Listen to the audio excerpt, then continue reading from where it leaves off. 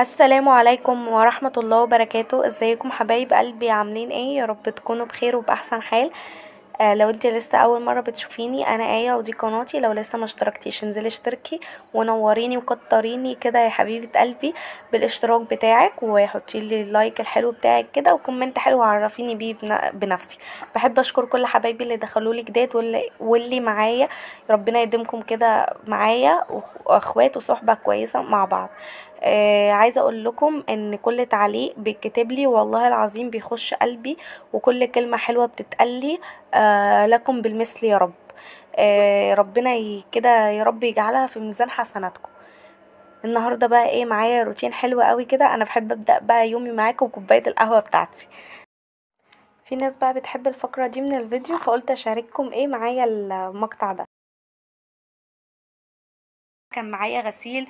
شايفين بقى الرغاوي بقى اللي بتفتح النفس ان انتي تقومي تعملي اي حاجة في بيتك. لو وراكي مواعين، وراكي غسيل، وراكي اي حاجة، قومي اعملي. طبعا هتقولي لي غسلتك التانية اللي انتي بتغسلي عليها التانية راحت فين؟ غسلتي التانية يا بنات بوظت. فانا شغالة على دي دلوقتي. عايزة اقول لكم ان على قد ما دي متعبة بقى وكده، بس والله العظيم يا بنات بتنضف الغسيل وبتاخد كمية غسيل، وموفرة في مسحوقها. بحس ان هي موفرة كده في مسحوقها، بتبقى بتخلي الغسيل زي الفل. هنا بقى كنت ببدأ بغسيل بقى البنات لان انا بحب اغسله. واليوم دوت بقى كانت حماتي مدلعاني وجايبالي بقى حلة المحشي دي كده والفراخ، وقالت يعني مديالي الاكل. حماتي بقى كانت مدلعاني اخر دلع ومدياني حلة المحشي محشية جاهزة وعليها الفراخ بتاعتها. وكان بصوا عايزة اقول لكم ان انا اليوم ده كنت بقى ايه في كامل، كنت فرحانة جدا بقى. صحيح هصحى من النوم بقى مش هعمل اكل، بقى الاكل عندي جاهز. فربنا يا رب يبارك لها ويخليها لينا يا رب وما يحرمنا منها، ولا هي ولا حماية يا رب. يبارك لهم في صحتهم كده يا رب، وما يحرمناش منهم ابدا يا رب، ولا يحرمني يا رب من كل حاجة بتجيبها لي ولا دخلتها عليا. اللهم امين كده. ادعوا لها يا بنات ان ربنا يديها الصحة ويبارك لي فيها هي وحماية وامي برضو ايه التانية.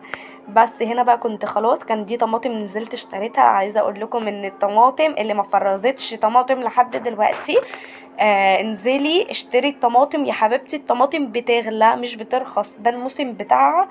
فانزلي بقى ايه اشتري. لو اي حاجه قلتلك في الفيديو اللي فات، اي حاجه هتلاقيها قدامك فرزيها. عايزه اقولك ان الدقيق يا بنات غالي. اللي هيعمل كحك وبسكوت عقبال ما نوصل كده لرمضان كل حاجه هتكون غليت.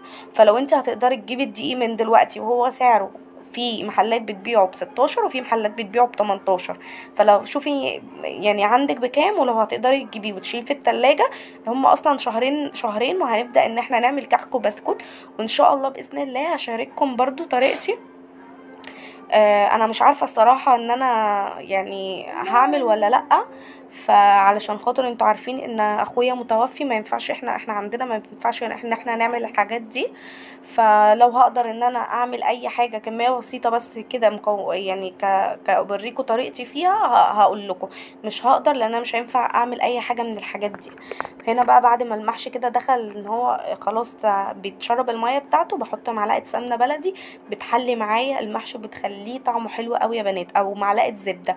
وهنا بقى الفراخ كانت حماتي يعني مديهاني، فقلت ايه اديها ايه صدمه الاول قبل ما انزل عليها بالميه. بحط معلقه كده سمنه بلدي وملح وفلفل اسود وكل المنكهات بتاعتي، وبديلها تشويحه كده صدمه بتخلي الشوربه طعمها حلو قوي. بس وبنزل بقى بكل حاجه ما انا بحطها، وبنزل بقى بميه كده سخنه من الكتل، بتبقى جميله جميله جميله. كنت خلصت بقى كده وقلت اطلع انشر معاكم الغسيل. بحب، في ناس بتحب عندي المنظر ده عشان الارض الزراعية وكده، ففي ناس بتحبه. فقلت ايه افرحكم شوية بقى بالمنظر اللي عندي ده. لو انتي لسه وراكي اي حاجة قومي اعمليها، ما تخليش حد يعدل عليكي في شقتك.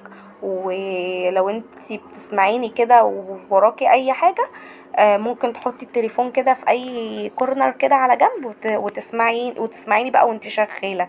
عندك بقى حاجة في الدولاب متبهدلة، ضلفة الاولاد متبهدلة، اي حاجة، التسريحة، اي حاجة قومي اعمليها معايا، وانا قومي اعمليها معايا كده وانتي بتسمعيني. لما بتعملي ايدك بتبقى اول باول، حاجتك بتبقى نظيفه. وبالمناسبه يا بنات، كان في متابعه ليا اسمها ام يوسف، كانت داخله على فيديو الميزانيه بتقولي ان احنا نقاطع الفراخ البيضه.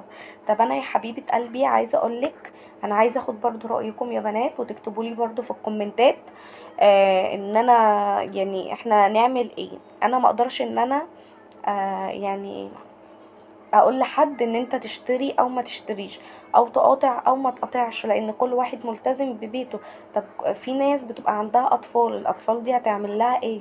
يعني مش هياكلوا ولا هيشربوا، هيبصوا على الناس. انا ما ينفعش ان انا احرم عيالي من حاجه علشان خاطر يعني ما يبصوش لحد وكده. فانا ما ينفعش ان انا اقول لحد اشتري وما تشتريش، وقاطع وما تقاطعش. والله انا لو بايديا حاجه أنا هعملها. يعني احنا لو بايدينا حاجه نعملها. وكل اصلا يعني كل تاجر بيزود على مزاجه. يعني كل تاجر هو هيبيع الحاجة دي، مثلا تلاقي حد بيبيعها ب5 والتاني بيبيعها ب10. فكل واحد بيزود على مزاجه. يعني يا ربنا يا رب يرحمنا، وربنا يرزق كل يعني يا رب كده يرزق كل واحد. وربنا بيقسم الارزاق. ربنا مفيش حد كده بينام جعان. ربنا كل واحد ربنا بيبعت له رزقه. فيا رب كده يا رب يرحمنا برحمته. ويعني الايام اللي جايه دي مش عارفه بقى اذا كانت هتكون بقى الحاجه هتغلى تاني او هترخص. فندعي ان ربنا يرحمنا برحمته، ونحمد ربنا على كل شيء. وبرضه عايزاكم يا بنات تنزلوا تكتبوا لي في الكومنتات ايه رايكم برضه في التعليق بتاعها دوت. لو انتوا مثلا بتعملوا زيها يعني حد مقاطع الفراخ ومقاطع اللحمه وكده، ينزل يقول لي. وانا يعني هي تعليقها والله على راسي من فوق. وانا عارفة ان هي بتتكلم على الناس اللي هي مش قادرة تشتري. طب احنا قادرين نشتري. في ناس مش قادرة تشتري، ودي حقيقة والله يا بنات. في ناس مش قادرة تشتري. فربنا يا رب يرحمنا برحمته كده، ويوسع ارزاقنا اجمعين. وانا كنت خلاص بقى نشرت الغسيل، وكنت بقى حضرت الغدا بقى. كانت الفراخ طلعت معايا حمرتها. عايزة اقول لكم ان المحشي كانت ريحته قلبة الدنيا. وانا بحب احط عليها الصلصه بتاعه الطماطم دي يا بنات، بحب احطها في معلقه كده في الشوربه، علشان بتخلي المحشي معايا احمر كده وحلو قوي.